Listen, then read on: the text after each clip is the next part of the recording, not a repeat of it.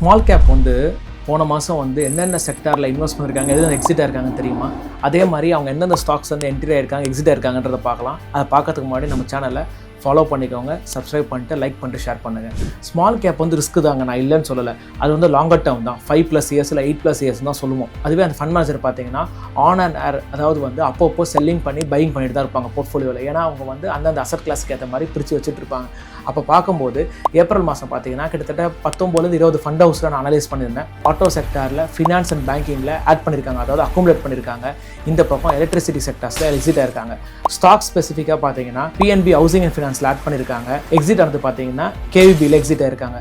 அது மட்டும் இல்லாமல் இது வந்து டாப் 3 எக்ஸிட், டாப் 3 என்ட்ரிஸ் இருக்குது. அது என்னன்னு தெரிஞ்சுக்கணும்னா கமெண்ட்டில் ஸ்மால் கேப்னு டைப் பண்ணுங்கள், நானே உங்களுக்கு டிஎம் பண்ணுறேன்.